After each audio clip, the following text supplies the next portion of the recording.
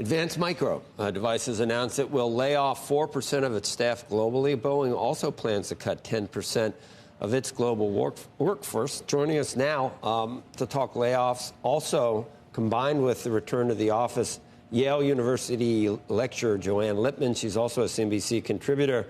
I guess one of the things, one of the points you're making, Joanne, is maybe, let's see, there's buyer's markets, seller's markets. What do you call it when a boss versus employees starts to get the upper hand again? What kind of market is that? But you think maybe we're starting to see a little shift that way?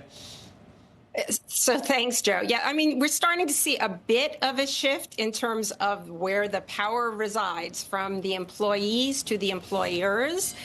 But I wouldn't get too excited about that right now because, look, the economy is still very strong. Consumer demand is still strong. And while we're hearing an awful lot about these very, very high-profile companies that are doing layoffs, for the most part, they are in the tech sector, in our business, in the media sector.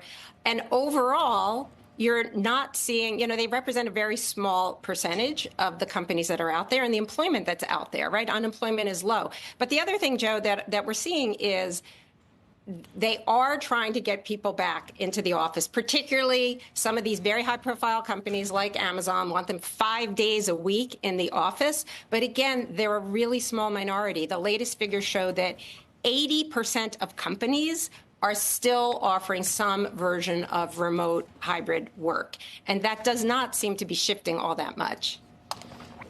I'm not going to say it's a conspiracy theory, but you actually, since layoffs might be coming, you think that some CEOs are demanding coming back so that they can get people to say, okay, forget it. I don't want to take this job and shove it. I don't work here anymore. Do you think that's actually happening? Go ahead. Every time a company announces this 5-day a week, we're got to come back, that's the theory that surrounds it, is that they want to lose some people. And potentially there's some truth to that.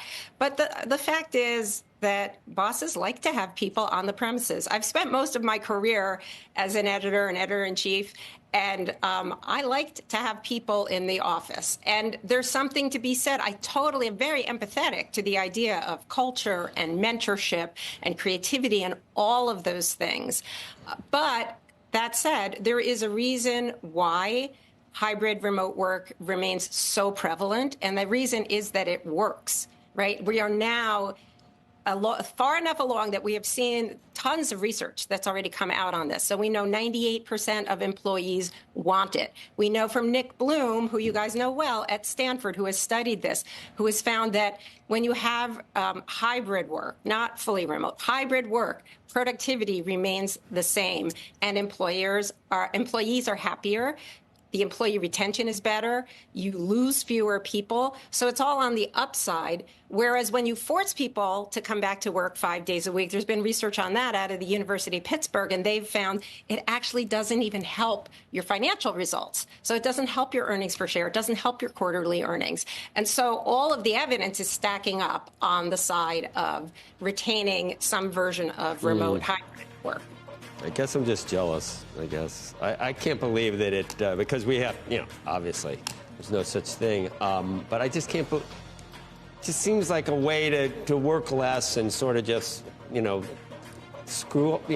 screw around, not do as much. And you keep saying that the research shows that it's just as productive. I don't know. I guess I'm old school, but there will never be fully remote, maybe. Maybe hybrid is something that we'll have forever, Joanne. Can we leave it at we can agree on that? I would agree. Okay. I would agree with you, Joe, on that fully remote is going away. Fully remote has not been very successful. But when you're talking about having people in the office 3 or 4 days a week and then having a day a week Slackers. Slackers. All right, Joe. Slackers. I would totally disagree with you. I'm jealous. I know.